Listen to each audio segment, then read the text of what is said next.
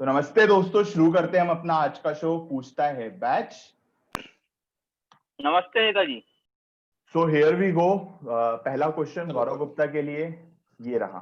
Gaurav, in which session Indian National Congress (INC) is split into two factions, moderates and extremists? Gaurav. Okay, in which session INC splits into?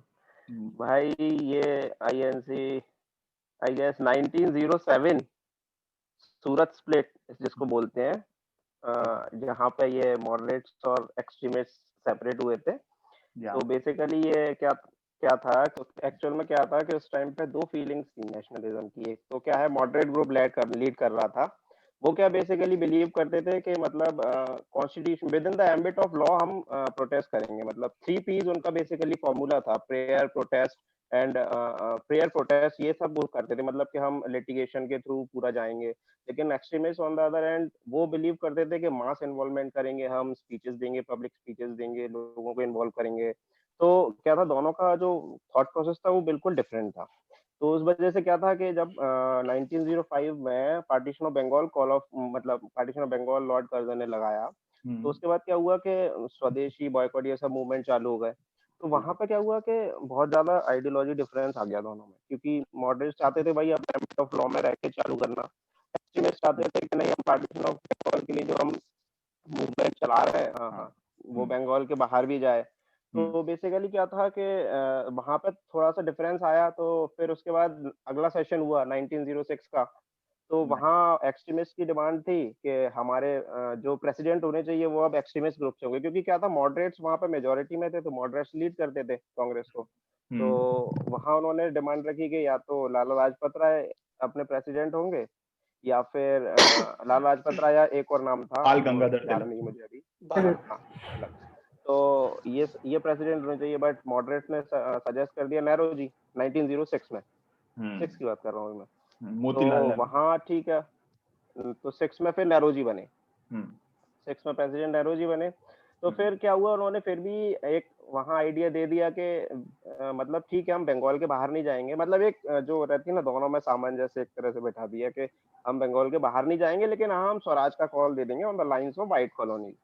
हालांकि इसके बाद 1916 में दोनों वापस से साथ में फिर से आ गए थे। 1916 के लखनऊ सेशन में दोनों एक बार फिर से साथ में आ गए थे, बट ज्यादा टाइम नहीं चल पाया। 18 में वापस वो स्प्लिट हो गया, 21 में सॉरी। जिन्ना तिलक पैक्ट बोलते हैं उसको, लखनऊ पैक्ट। तो उसके बाद क्या हुआ 1907 में, फिर इनकी जो आइडियोलॉजी डिफरेंसेस थे बहुत ज्यादा सामने आए। तो उसमें क्या हुआ कि इन्होंने डिमांड रखी कि लाला लाजपत राय या तिलक होंगे हमारे प्रेसिडेंट आईएनसी के, लेकिन उन्होंने चाहा कि रास बिहारी घोष होंगे अपने मॉडरेट्स में।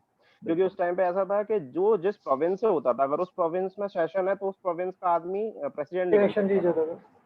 तो अब क्या था कि प्रोविंस सेशन की ये डिमांड कर रहे थे नागपुर में, जबकि मॉडरेट्स बोल रहे थे सूरत में। अब सूरत में होता तो तिलक सूरत बॉम्बे प्रोविंस से थे, तो प्रेसिडेंट नहीं बन पाते।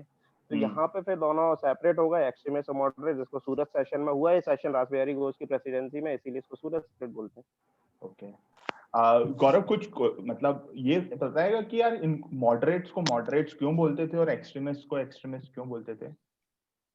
मॉडरेट्स को मॉडरेट्स इसलिए बोलते थे क्योंकि उनका क्या था, बेसिकली जो तरीका था प्रोटेस्ट करने का, वो प्रोटेस्ट करने का तरीका था वो 3P, प्रेयर, प्रोटेस्ट और पिटीशंस के थ्रू करते थे। जबकि एक्सट्रीमिस्ट जो थे वो थोड़े से on the other hand masses को इन्वॉल्व करते थे। वो लोग सोचते थे कि पब्लिक स्पीच, जैसे तिलक का था तो वो शिवाजी फेस्टिवल, गणपति फेस्टिवल्स, इनमें इन्वॉल्व होते थे, वहां स्पीच देते थे, तो वहां पे लोगों को अवेकन करते थे। ये लोग चाहते थे मॉडरेट्स के न्यूज़पेपर से हम अवेकन करेंगे, पॉलिटिकली एजुकेट करेंगे मासेस को, या फिर अपनी जर्नल्स निकालेंगे, जबकि वो सोचते थे डायरेक्ट पीपल को इन्वॉल्व करो। If you ask me, can I मैं इसमें ऐड करूं क्या कुछ? हाँ बिल्कुल। If you ask me, the extremism word was actually added because of the direct confrontation that they got into with the Britishers.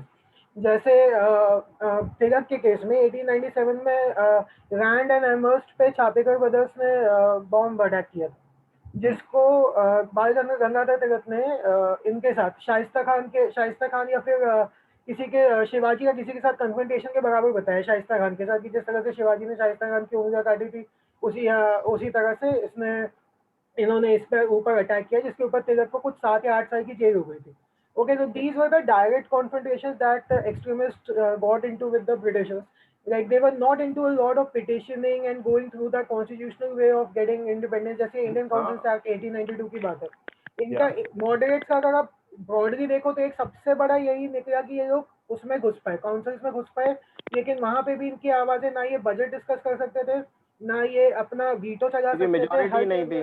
हाँ, मेजोरिटी इनके पास थी नहीं, तो extremists rather went for a more aggressive way of getting freedom for India, Swaraj for India. Okay. My concern for asking this question was extremist word आज के time में तो थोड़ा सा नेगेटिव साउंड करता है, so that's why I'm just asking कि उनका एक्सट्रीमिज्म वो एक्सट्रीमिज्म नहीं है जो आज के टाइम पे हम एक्सट्रीमिज्म की बात कर रहे हैं। क्योंकि देखा जाए तो एक्सट्रीमिज्म था, अब ऐसा हो गया ना कि मतलब वो आम एक्सट्रीमिज्म मतलब मारकाट वाली बात हो गई है कि हमें दिमाग नहीं लगाना है, बस हमें जो धुन चढ़ गई तो चढ़ गई। ये जो एक स्वराज पार्टी बनी थी आफ्टर वो जब साइमन कमीशन का हुआ था उसके बाद एक स्वराज पार्टी बनी थी, तो that was majorly formed by extremist, right? काफी लेट है वो तो, मतलब 1924 वो बहुत बाद की बात है, उस टाइम तक मॉडरेट, उस टाइम तक ऐसा कुछ रह ही नहीं गया था। तब तक गांधी जी आ गए थे, तब तक एक्चुअली गांधी जी आ गए थे, और गांधी जी इन सबके बाप थे, गांधी जी इनसे भी बड़े एक्सट्रीमिस्ट थे, पूरा एक्सट्रीमिज्म ही चल रहा था। वो साउथ अफ्रीका के So Gandhi was an extremist. I thought कि Gandhi ji was taken into Gandhi ji account was of ultra extremist. ये जो एक्सट्रीमिज्म है ना, इनसे भी ज्यादा एक्सट्रीमिज्म था गांधी जी का। वो उनका एक साउथ अफ्रीका के एक्सपीरियंसेस है एक्चुअल में। इनिशियली वो मॉडरेट थे, लेकिन बाद में जब उनको पता पड़ा कि मॉडरेट की जो प्रैक्टिसेस हैं उससे कोई ज्यादा रिजल्ट्स यील्ड हो नहीं रहे हैं, इसीलिए एक्सट्रीमिज्म की तरफ उन्होंने रुख किया अपना। जब वो एक्सट्रीमिज्म यही है ना, तो एक्चुअली मॉडरेट्स तो मतलब क्या थे, मतलब वो रिक्वेस्ट करते थे, यार सर कर दो ना यार, ठीक कर दो, भाई ये करते। और गांधी जी या लाला लाजपत राय ये लोग बोलते थे नहीं, तुम नहीं करोगे तो भाई हम तोड़ देंगे, नियम तोड़ेंगे, कानून तोड़ेंगे। ये बाल गंगाधर तिलक ने कांग्रेस को जो मॉडरेट फेज में बाल गंगाधर तिलक ने भीख मांगने वाली संस्था करार कर दिया, क्योंकि वो सिर्फ रिक्वेस्ट पे काम कर रहे थे। लेकिन ये भी बात है, लेकिन ये भी बात है कि जो फाउंडेशन ले की थी वो मॉडरेट ने की थी। इवन बाल गंगाधर तिलक भी बोलते हैं कि extremists of today are moderates of tomorrow. Actually, moderates were the one who started this idea of national revolution, right? इसीलिए बाल गंगाधर तिलक बोलते हैं कि extremists of today are moderates of tomorrow. ये जो गौरव ने अभी पॉइंट कहा है कि extremist of today are moderates of tomorrow, और ये आज तक हमारे मतलब पॉलिटी में दिखता है कि लाइक पहले अडवाणी जी को एक्सट्रीमिस्ट माना जाता था, अब अडवाणी जी मॉडरेट हो गए और मोदी जी एक्सट्रीमिस्ट, फिर अमित शाह आए, फिर योगी जी आए, मोदी मॉडरेट हो गए, Amit Shah extremist. Time will come, they will also convert into moderates later on. Next question will be for Shubham Prateek. Shubham, which city in India is also nicknamed as Millennium City? Millennium City. I think it's Mumbai. Millennium City is is it Mumbai or? You have to give the final answer. Okay, I'll say Mumbai. I'll say Mumbai. Okay, so this is wrong answer. Vishnu? Millennium City, Calcutta. गलत answer है। Zoeb? Gurugram. Yeah, it is Gurgaon. So I'll give 10 points to Zoeb Ali Bohra. Okay, but do you guys know why Gurgaon नाम कहाँ से आया? तुमको इसका पीछे trivia पता है क्या ना शेयर? वहाँ के लोग गुड़ जैसे मीठे हैं। नहीं ना भाई, ओ ऐसी गलती मत करना, ऐसा बिल्कुल मत सोचना। वहाँ पे देखो इसकी स्टोरी क्या थी कि हरियाणा के लोगों ने जाना ना तू। महाभारत काल में ये वो एरिया था जहाँ पे द्रोणाचार्य का गुरुकुल था। ओके, जहाँ पे वो अपने सभी स्टूडेंट्स को ज्ञान शिक्षा वहीं देते थे। तो इट वाज लाइक गुरुग्राम, असल में नाम गुरुग्राम ही था, गुरु का गांव, जिसको हमने टाइम के साथ अपभ्रंश करके गुड़गांव कर दिया। बट इवन शायद अभी मेट्रो स्टेशंस पे गुरुग्राम ही लिखा रहता है, राइट? हाँ, गवर्नमेंट ऑफिशियल अब गुरुग्राम हो गया है, गवर्नमेंट ऑफिशियल अब। ओके, इसका आंसर दिया था जोएब ने। So next question will be for Gaurav Gupta. So Gaurav, here is your question. यार मेरा क्वेश्चन तो आया ही नहीं। कट गया तेरा, कट गया। अरे यार ये तो मेरा था भाई। Question was easy. First 4 questions are easy, right? But वो ऑर्डर अपना वो हो गया ना एक पास होने से। हाँ। नहीं आता विष्णु के पास ये वाला क्वेश्चन, बट अब that's the part and parcel of the game. ठीक है, मैंने विष्णु के लिए ही रखा था ये क्वेश्चन। साले 0 नंबर है मेरे, मेरे को सब बुरा नहीं लग रहा कि मैंने गलत आंसर दिया। मेरे को पॉइंट टेबल अभी भी 0 है मेरी। भाई मेरे को कम से कम दया की खातिर ही दे दे यार 1 नंबर। अब मैं क्या करूं? एक तो अब मेरी बात सुनो, एक तो वैसे ही विष्णु नहीं ये पार्शियलिटी भाई, समझ रहा हूँ तेरी बात में, कोई बात नहीं। मुझे पता था क्या कि शुभम प्रतीक उसको पास करेगा उस क्वेश्चन को। ओके, जीआई टैग होता है कि किसी भी प्रोडक्ट खाने वाली चीज के लिए उस पर्टिकुलर रीजन से अगर वो बिलोंग करती है, Geographical indication. Yeah so the famous Kadaknath Wow. Chicken got GI tag from which place? Gaurav. Okay, Jhabua. Yeah it is Jhabua. 10 points to Gaurav Gupta. ये तो मेरे नंबर है जो तो किसी और को दे रहा है। ये जो जीआई होता है ज्योग्राफिक के हिसाब से, जहाँ पे जो चीज ओरिजिन होती है ना, हाँ, तो वहाँ की होती है। Geographic indication. जैसे त्रिपुरा के अपने यहाँ होते हैं पाइनएप्पल, है ना, आई गेस पाइनएप्पल। उससे भी स्पेशल चीज है कि जीआई टैग मिला है। जैसे कि हिस्ट्री नीमच है का, इधर। जैसे कि नीमच का जीआई है opium, it is famous in all over Asia. हाँ या, वो या। वही, क्योंकि लोकल जो चीज वहाँ पे होती है अफीम। उस चीज के लिए होता है बेसिकली। अच्छा एक चीज बताता हूँ, ये कड़कनाथ को बोलते हैं काली मासी, क्योंकि इसका क्या है, जो पूरा वो है ना ब्लैक होता है सब कुछ, मीट ब्लैक। मतलब ब्लड भी ब्लैक होता पूरा है, पूरा अंदर से सब तो काला होता है, वो काल मासी बोलते हैं इसको। ओके। और जीआई और टैग अभी की जो अभी क्या रजिस्ट्री है है ना भाई, अभी चेन्नई में रिसेंट, अरे करंट अफेयर बताता हूँ, धोनी ने अभी 2000 कड़कनाथ ऑर्डर किए झाबुआ से। या पोल्ट्री भाई वो फार्मिंग फेक होगी ना। न्यूज है। हाँ। या ठीक है, आ रहे हैं हम भी। ओके विष्णु, झाबुआ के बारे में कुछ शेयर करना चाहोगे? झाबुआ से मैं हूँ भाई पॉइंट्स तो तू ये कहना चाहता है कि वहाँ झाबुआ की is चिकन famous काली इसलिए for- तू भी काला है? झाबुआ झाबुआ से मैं हूँ, और मेरे को ये क्वेश्चन आना था और ये क्वेश्चन नहीं आया, पहली चीज। झाबुआ का मैं बताना और दूसरी चाहूंगा। हाँ शुभम। मेरा- हाँ शुभम। हालांकि अब वो शायद जो गांव था वो झाबुआ साइड के दूसरे जगह चला गया, बट वेन जब वो झाबुआ का पार्ट था तब Jhabua is given Chandrashekhar Azad to India, if I am not wrong. ये एक गांव है, I do not remember that गांव। नहीं, वो पहले जिस टाइम पे नहीं, वो पैदा पहले- हुआ था उस टाइम तक वो यहीं पे, शायद झाबुआ के ही, अभी भी वो झाबुआ के ही माने जाते हैं। या बट झाबुआ का जिला धार लगता है ना शायद। मैं बताता हूँ झाबुआ एकमात्र जिला अपने आप में यार। ये जो चंद्रशेखर आजाद का जन्म शायद कानपुर में हुआ था, और उनके पिताजी और उनकी फैमिली शिफ्ट हुई थी, जो अभी डिवाइडेड हो गया है, अपने अलीराजपुर जिले में आ गया, भाभरा में हुए थे, जो भी मतलब लालन पालन उनका वहीं हुआ था। पैदा वहाँ के अलीराजपुर ये बॉर्डर शेयर करते हैं क्या? झाबुआ अलीराजपुर बॉर्डर शेयर करते हैं। पहले जो अलीराजपुर था वो झाबुआ का सब पार्ट था, मतलब तहसील थी, डिवाइड होकर अपने आप में डिस्ट्रिक्ट बन गया शायद 2007 में, आई गेस। हाँ अच्छा।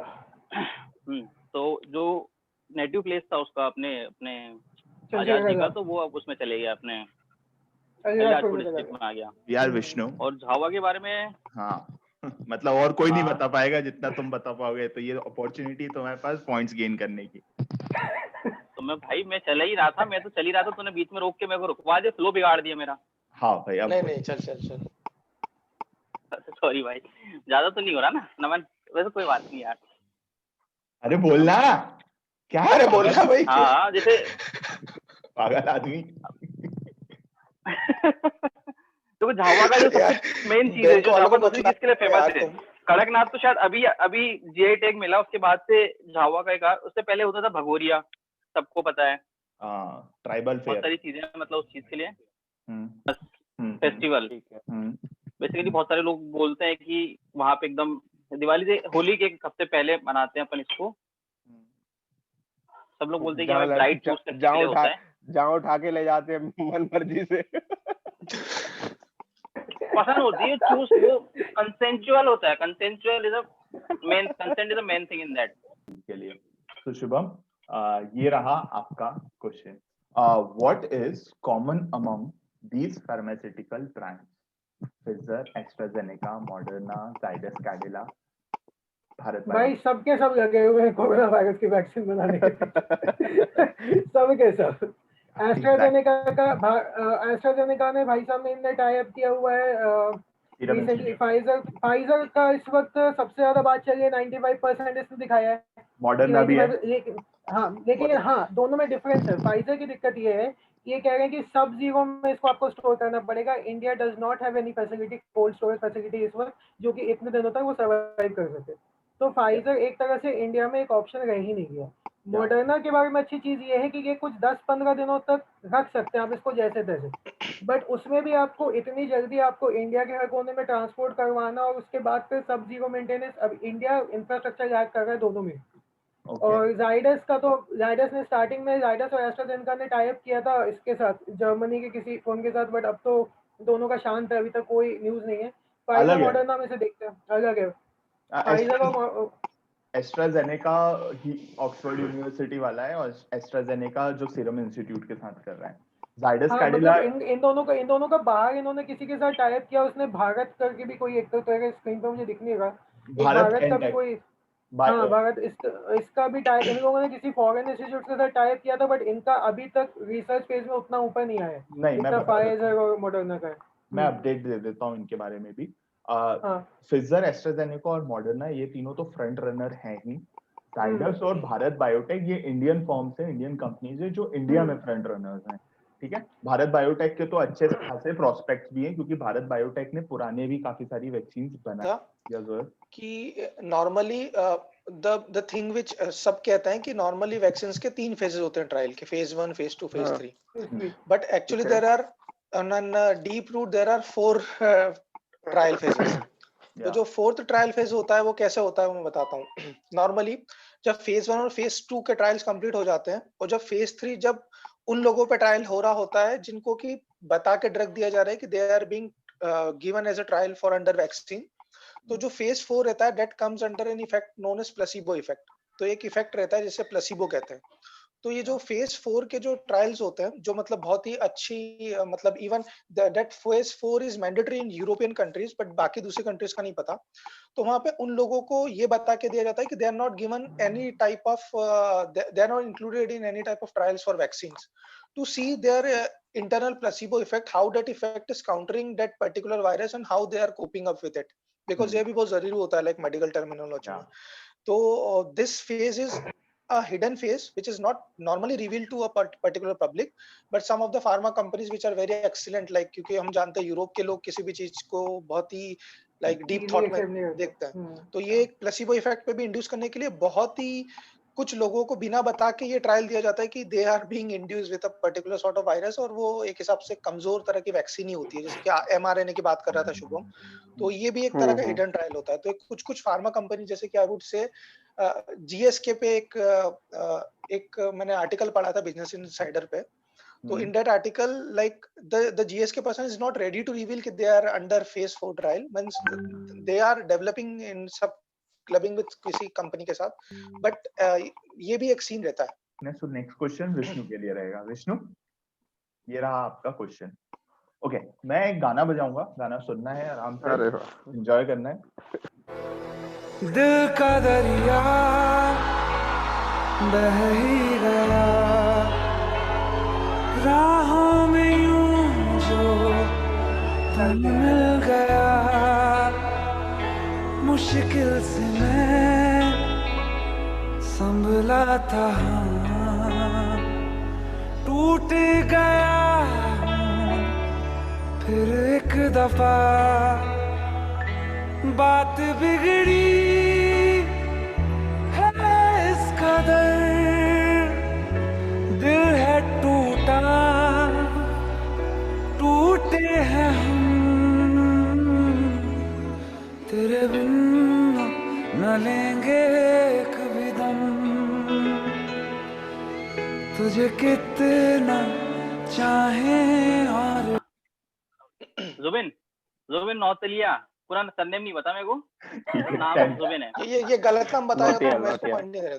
नहीं दे देंगे, इतना अपने को वो नहीं करना है। जुबिन नौटियाल आई थिंक उसका है ना आईआईटी रुड़की का कॉन्सर्ट है। हां थॉमसो, आईआईटी रुड़की, हां थॉमसो का है, मैंने दे दिया शुभम उसके लिए भी पॉइंट्स, हमने स्टार्टिंग में जो एक्सप्लेन किया था।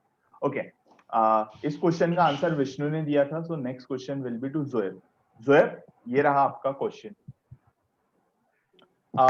Industrial automation will be the pinnacle of the 4th industrial revolution, and PLC is the important unit in industrial automation. So what is the full form of PLC?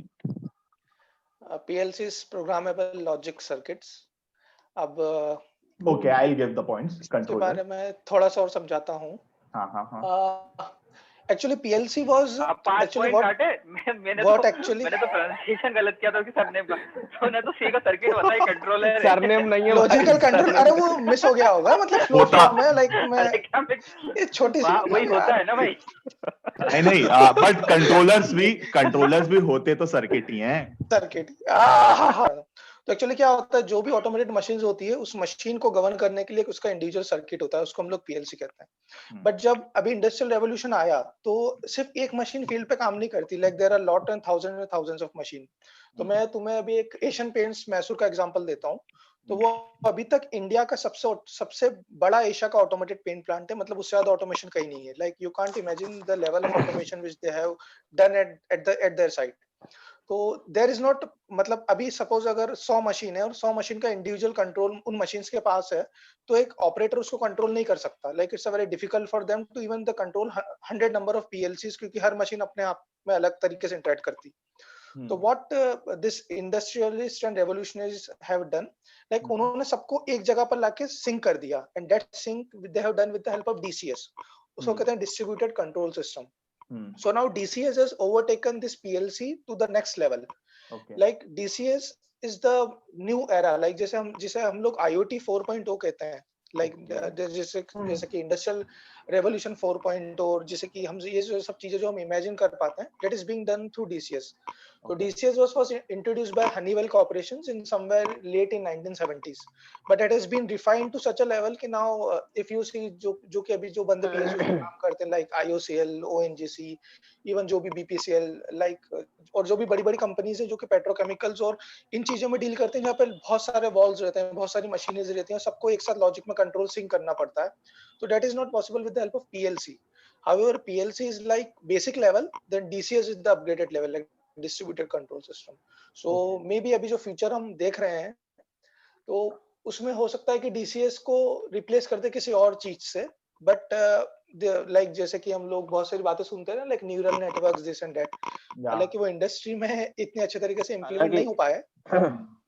हालांकि इसमें अभी आजकल एक और डिबेट भी उठती है कि मतलब ज्यादा ये ऑटोमेशन हो रहा है, उसके कारण ये जो अपना एम्प्लॉयमेंट जो जा रहा है अपना ऑब्वियसली जा रहा है. अरे एम्प्लॉयमेंट क्यों नहीं जा रहा? पेपर के आर्टिकल भरने, मतलब देख थोड़ा डिफरेंस तो आएगा ना. मैं इसको एक नहीं बिल्कुल डिफरेंस नहीं आएगा. मैं बताऊं भाई, ये होगा कि जॉब्स कम नहीं होंगे, बस ये है कि लोअर स्किल जॉब से हायर स्किल जॉब्स की तरफ जॉब चले जाएंगे. हो क्या रहा है, पहले क्या होता था, माइंस में पत्थर तोड़ने के लिए मजदूर लगते थे और सब लोग हथौड़े से तोड़ते थे.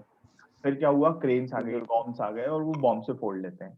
ठीक है, लेकिन भाई उस क्रेन को बनाने के लिए भी तो मजदूर लगेंगे. तो फिर वो जो जॉब था, जो पत्थर तोड़ते थे, वो क्रेन बनाने, क्रेन मेंटेनेंस करने, क्रेन का ड्राइवर बनाने, क्रेन का ड्राइवर आ गया. नहीं तो भाई जो पत्थर तोड़ता था वो क्रेन बनाएगा एक्चुअल में. अरे वही तो बोल रहा हूँ जॉब. अरे विष्णु वही तो बोल रहा हूँ कि जॉब जो है वो लोअर स्किल से हायर स्किल की तरफ शिफ्ट हो जाएंगे. हाँ तो वो बैलेंस तो उसके लिए क्या कर रहे हैं? लोअर स्किल वाला तो लोअर स्किल जो तू नमन ऑफसेटिंग की बात कर रहा है ना, जो तू ऑफसेट की बात कर रहा है कि 10 मजदूर चले जाएंगे हायर स्किल, वो ऑफसेट बराबर नहीं होगा. 10 की जगह हो सकता है 3 नए टेक्निकल लोगों को एंट्री मिल जाए जॉब के लिए, बट ऐसा नहीं होगा कि 10 मजदूर हटा के उस मशीन को संभालने के लिए 10 लोग और हैं. मतलब 5-6 जॉब्स तो जानी है, कुछ ना कुछ तो डिफरेंस आएगा क्योंकि हम बट वो कहीं और शिफ्ट हो जाएंगे. मेरा ये कहने का मतलब है होप सो बिकॉज हो जाए किसी की नौकरी ना जाए. क्योंकि अगर ऐसा होता, तुम ऐसा सोचो तो यूएस और यूरोप में आज के टाइम में सबसे ज्यादा जॉबलेसनेस होती है. रीजन बीइंग क्योंकि वो तो मैन्युफैक्चरिंग हब तो वहां से हट ही गया है, वो लोग सर्विस सेक्टर बेस्ड हो गए और वहां पे ये पता ही है कि मैन्युफैक्चरिंग से जब सर्विस की तरफ हम जाते हैं तो जॉब रिक्वायरमेंट हायर स्किल की तरफ होता है. तो हायर स्किल की तरफ बढ़ने से वहां पे ऐसे तो नहीं है कि अनएम्प्लॉयमेंट बहुत ज्यादा बढ़ गया है यूरोप और यूएस में, वहां पे है ना. बस ये है कि वो लोग दूसरी तरह का काम करने लगे. वहां पे मतलब यूट्यूबर बनना अब एक काम हो गया है. Getting my point. इस टाइप से अब चीजें हो गई. लास्ट वीडियो में हमने जिस तरह से बात करी थी अबाउट इंडस्ट्रियल रिवॉल्यूशन, और जिसमें हम बात कर रहे थे कि how the industries will get automated, so DCS and PLC के थ्रू वो ऑटोमेट होंगी. इस क्वेश्चन का आंसर दिया था जुएब अली बोहरा ने. So next question will be for Gaurav Gupta. Gaurav, ये रहा आपका question. Identify this personality in picture. इस भाई का नाम बताओ, पिक्चर में दिख रहे हैं तुमको. Mister Rajiv Gandhi. Are you sure? मतलब फाइनल है आंसर? मतलब हाँ भाई, राजीव गांधी जी लग रहा है हमारे फॉर्मर प्राइम मिनिस्टर। ओके, ये गलत आंसर है। शुभम प्रतीक? संजय गांधी। या it is Sanjay. He is the second son of Shrimati Indira Gandhi and Feroze Gandhi. अरे यार वो साला सबका चेहरा सेम ही है ना भाई यार। अभी इनके वाइफ और बच्चे, इनका सबसे बड़ा आयरनी ये है कि इनकी जो वाइफ है श्रीमती मेनका गांधी है, इनका जो सन है वरुण गांधी, वो इस वक्त बीजेपी से लड़ रहे हैं। इनकी पेरेंट पार्टी तो खैर कांग्रेस है ही है। इनके साथ काफी कंट्रोवर्सीज भी जुड़ी हुई हैं, बट आई थिंक वो यूट्यूब पे बात करना won't be decent। Fine. Rather it's just प्रणाम करते हैं और आगे बढ़ते हैं, इस पे और कोई बात नहीं करते। ओके इस क्वेश्चन एक चीज में मुझे याद आ रहा है, मैं बता गांधी के सन है ना कि इनके नाम के पीछे गांधी क्यों लगा, because he was adopted by Mahatma Gandhi, so that's why Nehru परिवार के पीछे गांधी है, राइट? ऐसा कुछ नहीं, इंदिरा गांधी जी की शादी हुई थी, इंदिरा जी की शादी हुई थी फिरोज खान के साथ। फिरोज गांधी खान का फिरोज खान नहीं। अब ये व्हाट्सएप यूनिवर्सिटी का फिरोज गांधी भाई, वो ये व्हाट्सएप वाले प्रोपेगेंडा को नहीं सुनना है। ये तुम भैया, ये तो मरवाओगे क्या है? व्हाट्सएप यूनिवर्सिटी का एक्चुअली फिरोज खान नहीं, अब कौन थे? फिरोज पारसी थे एक्चुअली। फिरोज GHANDY लिखते थे वो सरनेम, ठीक है। और वो गांधी जी ने क्या बहुत सारे अपने दत्तक पुत्र थे, उनके बहुत सारे थे। तो उसी तरीके से वो फिरोज गांधी जो थे GHANDY सरनेम के साथ, जो कि पारसी थे, वो उनके दत्तक पुत्र थे। तो वो गांधी जी से ऐसा कोई मेन रिलेशन नहीं था, वो कई थे उनके, ठीक है। दूर तक कहीं कुछ नहीं है। हाँ, और वो जो गांधी था वो GHANDY वाला गांधी था। बाद में इंदिरा जी ने जब आए तो वो नेहरू जी की दूर। तो next question will be to Vishnunath Nigwal. Vishnu, ये रहा आपका क्वेश्चन। तो basically you have to tell me कि वर्ल्ड की गवर्नमेंट्स ने कीनेशियन इकोनॉमिक्स अडॉप्ट करी थी। कीनेशियन इकोनॉमिक्स क्या होती है? तो बेसिकली पहले नियो क्लासिकल इकोनॉमिक्स चलती थी, जो कि फ्री मार्केट को सपोर्ट करती थी। लेकिन फिर आए कीन्स, जॉन कीन्स, और उन्होंने बताया कि नहीं भाई, ये इससे काम नहीं चलेगा, हमें थोड़ा सा रेगुलेट करना पड़ेगा डिमांड को, कि डिमांड बनी रहेगी तभी हमारा काम हो पाएगा। तो ऐसा क्या इवेंट हुआ था कि वर्ल्ड की गवर्नमेंट को वो जो जॉन कीन्स की इकोनॉमिक्स थी, जिसे हम कीनेशियन इकोनॉमिक्स कहते हैं, वो फॉलो अप करनी पड़ी। वो जो आज की डेट में चलती है ना, कि जिसमें fiscal policy, monetary policy, central bank आती है, सब कीनेशियन इकोनॉमिक्स का पार्ट है। So Vishnu, you have to tell me कि ऐसा क्या इवेंट था जिससे गवर्नमेंट्स ने कीनेशियन इकोनॉमिक्स को अडॉप्ट किया। कब के बाद की बात है ये, थोड़ा बता सकता? मतलब बिल्कुल नहीं बता सकता, कुछ हिंट नहीं देना है, वो सब टाइमिंग के वही तो है। ये 2008 के बाद से जो ये गलत है जवाब। 1929 आई गेस। या 1929 या 1929 है ना। 1929 में जो ग्रेट डिप्रेशन आया था अपना, उसके बाद से बहुत सारी इकोनॉमिक पॉलिसीज चेंज हुई थी, जो पुरानी जो चली आ रही थी, क्योंकि वो सारी फेल हो चली थी ना, तो नई एक्सेप्ट करनी पड़ी। फ्यूडलिज्म आया था, फ्यूडलिज्म के बाद लिबरलिज्म आया। लिबरलिज्म मतलब कैपिटलिज्म ही एक्चुअली लिबरलिज्म है। और उसमें हम फ्री मार्केट्स की बात करते थे कि नहीं भाई, सबको छोड़ दो, सबको बराबर की बस अपॉर्चुनिटी दे दो, सिक्योरिटी दे दो, let the market do what they are doing. Adam Smith वगैरह इसके प्रोपोनेंट्स थे। एडम, हाँ, और उसे ही हम नियो क्लासिकल इकोनॉमिक्स या नियो क्लासिकल लिबरलिज्म ही बोलते हैं। लेकिन फिर क्या हुआ? फिर आया द ग्रेट डिप्रेशन ऑफ 1929, और उसमें हमें ये समझ में आया कि फ्री मार्केट्स में क्या लोगों के मन में डर आ गया था कि हमें अब स्पेंड नहीं करना है। पैसा था, सब कुछ सही था, लेकिन बस क्या लोग स्पेंड नहीं कर रहे थे, और लोग स्पेंड नहीं कर रहे थे तो डिमांड नहीं थी मार्केट में डिमांड नहीं थी तो सामान डिमांड नहीं थी तो सप्लाई भी बंद हो गई, पूरी मैन्युफैक्चरिंग वगैरह सब अफेक्ट हो गया। एग्जैक्टली, जो कि अभी 2018 में इंडिया में भी हुआ था, राइट? हाँ बिल्कुल यही हुआ। और 2008 में यूएस और यूरोपियन कंट्रीज में भी यूएस में हुआ था, बिल्कुल हुआ था, और जापान में तो अभी भी हो रहा है। सो तब फिर जॉन कीन्स ने बोला कि नहीं, आपको पूरा फ्री मार्केट नहीं कर सकते, आपको कुछ चीजें रेगुलेट करनी पड़ेगी गवर्नमेंट्स को इकोनॉमी के लिए। तो जो earlier what was very micro, because micro के टर्म्स में हम देख रहे थे, यहाँ पे हमने उसे मैक्रो के टर्म्स में देखना है। मैक्रो या तो हमने मैक्रो इकोनॉमिक्स के टर्म्स में देखना स्टार्ट किया और फिर हमने फिस्कल पॉलिसीज बनाना स्टार्ट करी, मॉनेटरी पॉलिसीज बनाना स्टार्ट करी। इसे हम वेलफेयर इकोनॉमिक्स भी कहते हैं। हालांकि जॉन कीन्स की थ्योरीज भी फेल हुई 1970s में, और उसके बाद हमने late 1980s and early 1990s में हमने एक नई चीज देखी जिसे हम बोलते हैं न्यू लिबरलिज्म।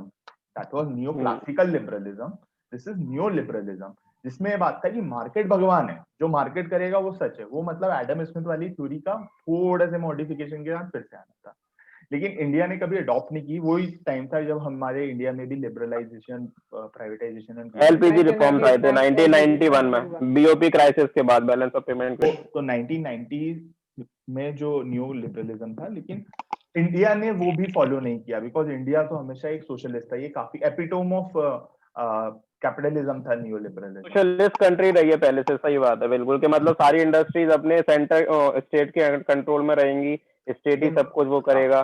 तो हमारे लिए टफ था वो करना। बाकी हमने बातें जरूर करी, लेकिन कभी भी हमने उसको फॉलो नहीं किया। फिर आए अमर्त्य सेन और इन्होंने एक नई थ्योरी दी जिसे हम सोशल लिबरलिज्म बोलते हैं। Now see, this is very ironic combination कि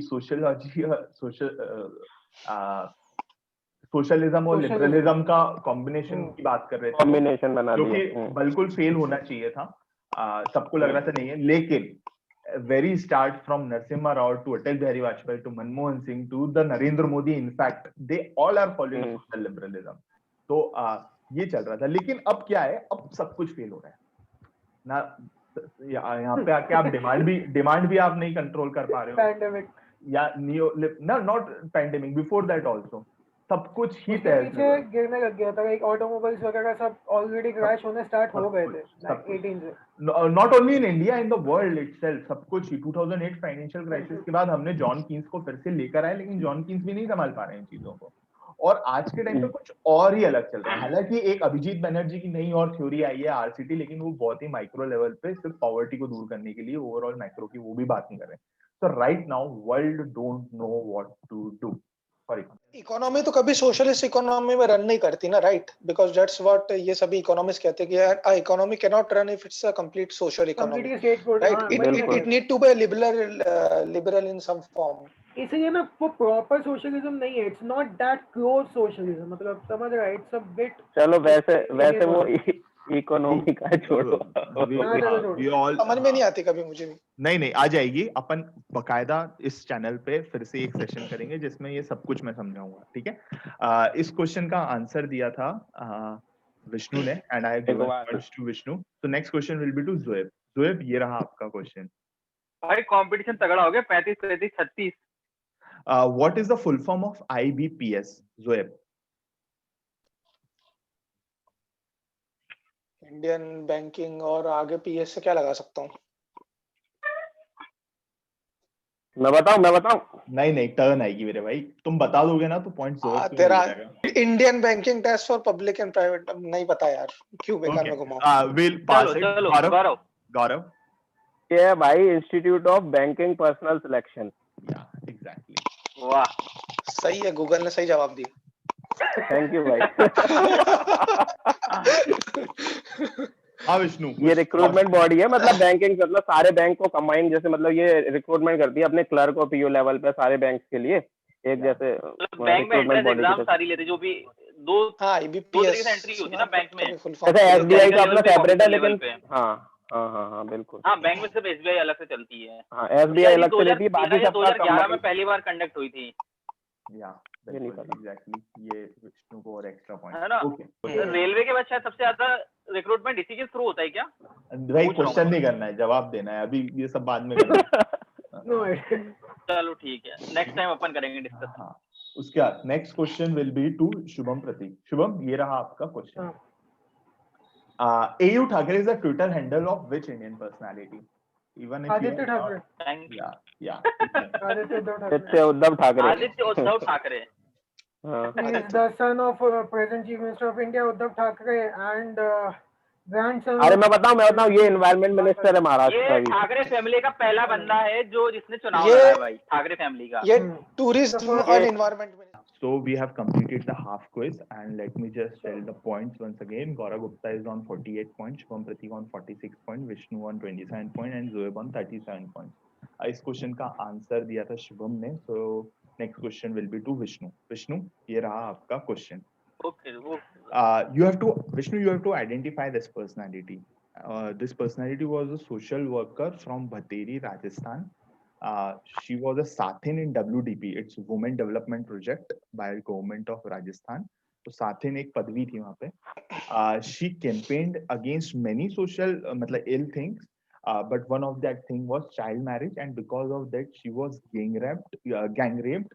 And later on, जब कोर्ट में सारी चीजें गई थी तो सुप्रीम कोर्ट ने एक विशाखा गाइडलाइंस बनाई थी फॉर वुमेन के लिए work place for sexual harassment against women at work place के लिए. लेटर ऑन उन्हें नीरजा भनोत मेमोरियल अवार्ड भी मिला था. तो विष्णु, हु इज शी? मतलब इतने फोटो दिखाया गया, ऐसी बात करी, ऐसे पहचानना उसको? फोटो होती तो सिर्फ फोटो बताता. नहीं भाई, तेरे को फोटो के नीचे नाम लिख के दे. भंवरी देवी. या विष्णु, बिल्कुल सही है आंसर. भंवरी देवी सही जवाब है ना? बिल्कुल सही जवाब है. हाँ, नमस्ते माता जी, आपने 10 नंबर दिलाए. कोई एक्सप्लेन करेगा? पे ना एक मैं बताता हूँ मुझे क्यों याद आया. ये जो विशाखा गाइडलाइंस थी ना, इस पे एक छोटी सी शॉर्ट डॉक्यूमेंट्री बनी हुई थी. वो डॉक्यूमेंट्री मैंने देखी थी क्योंकि इन्होंने कहीं पे चाइल्ड मैरिज, इनका रेप इसलिए किया गया था कि इन्होंने कुछ अपर कास्ट के लोग थे ना, तो वो चाइल्ड मैरिज करना मतलब चाइल्ड मैरिज के खिलाफ इन्होंने आवाज उठाई थी. तो उन अपर कास्ट के लोगों ने इनका रेप कर दिया था बचपन में, मतलब जब इन्होंने आवाज उठाई थी. यंग थी. नॉट बचपन में, यंग थी. उस पे एक शॉर्ट डॉक्यूमेंट्री बनी हुई है. तो आई am not remembering the documentary name, but मैंने देखी है. तो ये जो विशाखा गाइडलाइंस है ना, ये इस वजह से स्ट्राइक 1992 गैंग रेप केस है, जिसके बाद सुप्रीम कोर्ट को इंटरवीन करना पड़ा था because there was some problem with the government machinery वहां पे. शी वाज द पर्सन जो पहले से, she was married at the age of 5 or 6 years I think. She was the person जो स्टार्टिंग से she was into social work and to stop child marriage. इन्होंने inform करके I think government के कुछ officials को बुलवा भी लिया था एंड शादी रुकवा दी थी. बट वो चोरी छुपे आधी रात को उन्होंने शादी करवाई and then she was gang rape. And इनका केस चला हाई कोर्ट से, इनको नहीं मिला जो इनका जस्टिस था. Supreme court came up with Vishakha guidelines which later form the framework of sexual harassment rules as well as sexual harassment at work also. Sexual harassment at work के जो रूल्स हैं वो विशाखा गाइडलाइंस से कहीं ना कहीं एक्सट्रैक्ट किए हुए हैं. So she is, this is one of the landmark cases of Indian constitution. या ओके. द थिंग इज मतलब जो 1997 में विशाखा गाइडलाइंस थी, वो भंवरी देवी वाला केस था. 2018-2019 में मीटू भी तो वही था. Me too movement. तो सी इन दीस 20 years the thing has nothing changed. बस ये है कि वो गांव में होता था, अब शहर वाली बातें होने लगी हैं. ऐसा नहीं है, पहले भी होता था, अभी भी होता है. चीजें अब खुल के आ रही हैं. पहले ये होता था कि घर में ही दबा ली जाती थी या फिर बदनामी के डर से नहीं बताया जाता था. हाँ, अपार्ट फ्रॉम दिस, मतलब मैं एक आर्टिकल बता रहा हूँ. रिसेंटली मैं कोई न्यूज़पेपर कोई पेज पढ़ रहा था. यू वोंट बिलीव, वो एक पंचायत बैठी थी जिसमें एक लड़का और एक लड़की, दे वर फ्रॉम डिफरेंट कास्ट और different religion, they got married. ठीक है. उस लड़की को सजा देने के लिए पंचायत या उसने जो भी हेड था ग्राम सभा का, उसने पता है सजा क्या सुनाई थी? That the girl should be raped by 12 men. सोच रहे हो तुम हम कहाँ हैं? क्या फर्क है 1997 के केस और अभी 2020 में? क्या बदल गया? वही है हम. ठीक है. ये भी रिसेंटली मैंने पढ़ा है, मुझे पता नहीं कब का केस है, बट मैंने अभी कहीं आर्टिकल क्रॉप अप हुआ था किसी से नोटिफिकेशन में, तो मैंने पढ़ा कि भाई ऐसा हुआ है. एंड ये बहुत जगहों पे हो रहा है. Is there any relationship? मतलब रेप क्या सिर्फ अपनी हवस पूरी करने के लिए होती है, या it has got some patriarchal thing also? तुमने किसने आर्टिकल 15 मूवी देखी है क्या? आर्टिकल 15 मूवी देखी है? या उसमें ये चीज दिखाई है, rather than the thing the lust in everything. इसलिए किया कि तुमने 3 रुपए की दिहाड़ी में डिमांड किया था एंड तुम्हारी औकात नहीं कि तुम हमसे इतना बोल सको या कर सको, और हम तुम्हारी इज्जत उतार लेंगे. हाँ, हम तुम्हारी उतार लेंगे और तुम कहीं के नहीं रहोगे. ये दिखाने के लिए, डर बिठाने के लिए रेप किए जाते हैं. I mean, can there anything be more inhuman than this? I mean, but ये फेमिनिज्म के अलावा हम एक नई चीज भी देख रहे हैं, फेमिनाजी, मतलब जो कि एकदम रेडिकल हो रहे हैं फेमिनिज्म में. और उसमें एक्चुअली वहां पे आप देखा जाए तो पेट्रियार्की की जगह मेट्रियार्की थिंग आ रही है और वो शोषण कर रहे हैं पुरुषों का। हमारे कुछ laws in fact me too movement में भी अरे मैं वही कह रहा हूँ, मैं वही बताना चाह रहा था कि जैसे मी टू मूवमेंट जो चालू हुआ है तो वो कई जगह पे लोगों का कैरेक्टर असैसिनेशन के लिए भी यूज किया जा रहा है। तो उससे क्या होता है कि आप एक बार पब्लिक उससे एक्चुअली जो लड़ाई है उसमें जो एक्चुअली वुमेन्स राइट की लड़ाई है वो वीक होती है, बिल्कुल वीक होती है। फेमिनाजी का बर्थ जो हुआ है ना, वो इसलिए हुआ है कि जो लोग फेमिनिज्म को ढंग से समझ नहीं पाए। Exactly, feminism is related to empowerment of women, so वामा जाति के सशक्तिकरण के लिए फेमिनिज्म टर्म को कॉइन किया गया है एंड उसको हम फॉलो करते हैं। I can say myself as a proud feminist, but feminism का जो अर्थ निकाला जा रहा है आजकल, जो मतलब जो मूवीज में दिखाया जा रहा है, मतलब मूवीज तो इतनी ज्यादा, कुछ मैं नाम नहीं लूंगा, बट इतनी ज्यादा ना ले लो, अपना कौन सा डर है, सेंसर बोर्ड तो ना। अरे नहीं, बट ठीक है, मतलब क्यों नाम लेना, बट मूवीज में फेमिनिज्म का कुछ अलग ही दिखा रहा है। ठीक है, मतलब जो समझने वाले समझ जाएंगे कि एम्पावरमेंट में एंड क्या डिफरेंस है। Are you talking about pink? नहीं, पिंक वाज ठीक है, पिंक वाज समथिंग। अभी वो ये पिंक पे भी बात करने जाएंगे ना तो 50 पॉइंट इधर और 50 पॉइंट उधर निकलेंगे। It has a huge grey area. ठीक है, पिंक की बात तो इसीलिए। इस क्वेश्चन का आंसर दिया था विष्णु ने, so next question will be to Joel. With 42nd Constitutional Amendment Act, a word or phrase other than secular and socialist was added in preamble of Constitution of India. What is that word and phrase? Preamble में हमने 42nd Constitutional Amendment से secular socialist word तो जोड़े ही थे, और भी एक word या phrase जोड़ा था, तो वो क्या है word या phrase? Is that liberal? The word is liberal. This is wrong answer and I'll pass it to Gaurav. Integrity. Yeah, it is integrity. Actual में क्या है, 42nd कॉन्स्टिट्यूशनल अमेंडमेंट जो है ना, इसको मिनी कॉन्स्टिट्यूशन ऑफ इंडिया भी बोलते हैं, क्योंकि मेजर अमेंडमेंट जो हुए ना वो उसी कॉन्स्टिट्यूशन में हुआ। ये आया 1976 में, जो कि बेसिकली एक इमरजेंसी पीरियड के अराउंड था। जैसे दो इमरजेंसी उस टाइम पर लगी हुई थी, 1971 से 77 वाली और 1975 से 1977 वाली। तो उसी दौरान हम जैसे जो मैं क्वेश्चंस कर रहा हूँ उसका कुछ आप जवाब दे पाओ तो देना। यार ये नहीं कर सकता जो बोल रहा है, इतना तो पता था इसको। सेक्युलर और सोशलिस्ट वर्ड हमने प्रीएम्बल में जोड़ा, तो क्या इन वर्ड से जोड़ने से हमारा देश या कॉन्स्टिट्यूशन सेक्युलर या सोशलिस्ट हो गया, या फिर ये नहीं जुड़े थे तो इससे पहले हम सेक्युलर और सोशलिस्ट नहीं थे? कोई बताएगा इसके ऊपर, रोशनी डालेगा? नहीं, ऐसा कुछ नहीं है कि मतलब इसके जोड़ने से सेक्युलर सोशलिस्ट हो गया या फिर इसके पहले नहीं था। एक्चुअल में क्या होता है, प्रीएम्बल है, जैसे कोई भी हम बुक पढ़ते हैं तो उसका प्रीफेस पढ़ते हैं पहले, या प्रीफेस देखते हैं। जो भी मतलब एक अच्छा रीडर होगा वो प्रीफेस पढ़ेगा। तो पहले क्या होता है, जैसे कॉन्स्टिट्यूशन है, तो हमारा कॉन्स्टिट्यूशन क्या वैल्यूज देना चाह रहा है। जैसे कोई दूसरा देश अगर हमारे कॉन्स्टिट्यूशन को पढ़े या कोई अपने सिटीजन ही पढ़े, तो आदमी पूरा कॉन्स्टिट्यूशन तो इतना बल्कि जो कॉन्स्टिट्यूशन बनाया हमने, तो उसके आप प्रीफेस पढ़ोगे, एक प्रीएम्बल पढ़ोगे, तो उससे आपको एक बेसिक वैल्यूज इनेक्ट कर सकते। इस क्वेश्चन का आंसर दिया था गौरव ने, so next question will be to Shubham Prateek. Shubham, ये रहा आपका question. This is the logo, you have to identify which brand is the logo. या कोई अब मर गया बेचारा। अरे यार, अरे जो मुझे आते वो पूछते हैं भाई। यहाँ प्रतिद्वंदिता चालू हो गई जोए और भैयू।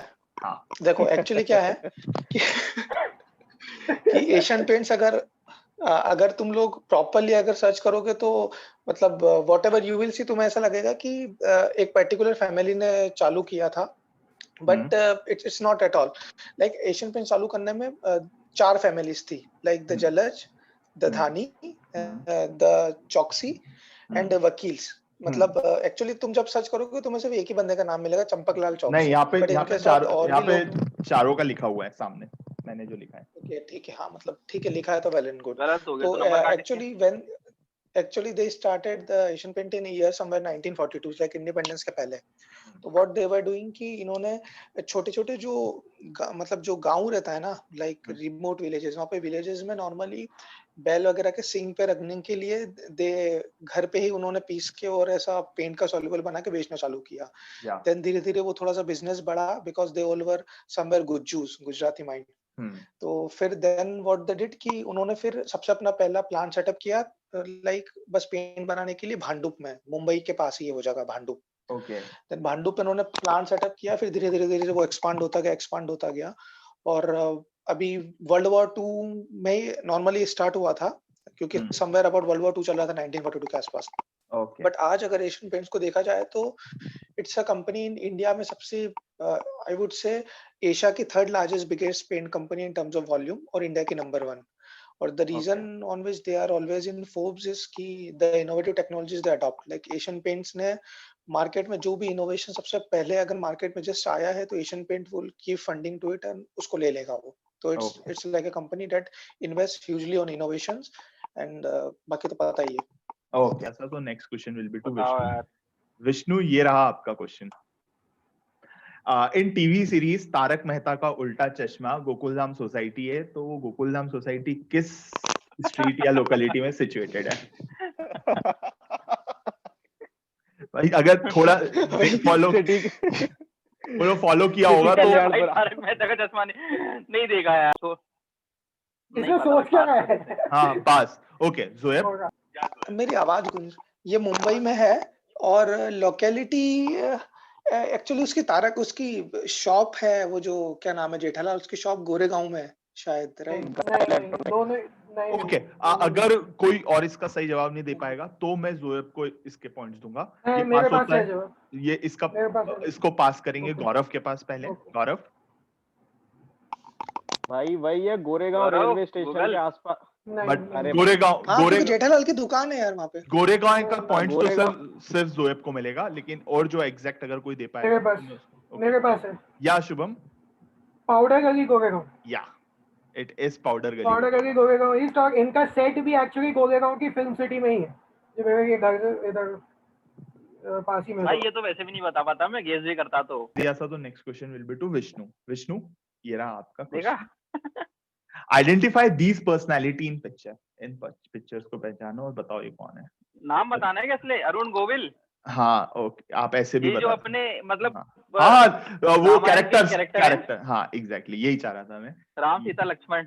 या एग्जैक्टली बिल्कुल सही है। अपने क्या रामानंद सागर की रामायण के। चलो एक पॉइंट मिल जाएगा भाई मुझे। राम लक्ष्मण सीता कैरेक्टर है। ओके रामानंद सागर 1987 में थे रामायण। या बिल्कुल सही बात है। So next question will be to Zoeb. Zoeb थोड़ा दिमाग लगाना पड़ेगा इसमें। Among these political parties, find the odd one out. INC, BJP, Communist Party, RJD, Trinamool, DMK है, सेना, NCP शरद पवार वाली, DMK कलानिधि मारन, मतलब आज के टाइम पे स्टालिन वाली। स्टालिन नॉट रशिया वाला स्टालिन। ये सटायर था क्या? अरे मतलब कोई स्टालिन पे नाम रखा है मेरे हिसाब से। हाँ उस पे नाम रखा है ना उसका। हाँ उस पे रखा है। एक्चुअली इनमें से सभी पार्टीज मेनली नॉर्थ इंडिया में, साउथ इंडिया की सिर्फ एक ही पार्टी, ऐसा कुछ बोलूं क्या? शायद आई एम लुकिंग फॉर। नहीं मतलब Shiv Sena is in west, Trinamool is in east. Shiv Sena is in west, right? You can't say कि नॉर्थ। सब दूर यार, चारों दिशाओं की पार्टियां हैं। चारों दिशाओं की पार्टियां देख रहा हूं, दिशा को बहुत ध्यान देता है। शिवसेना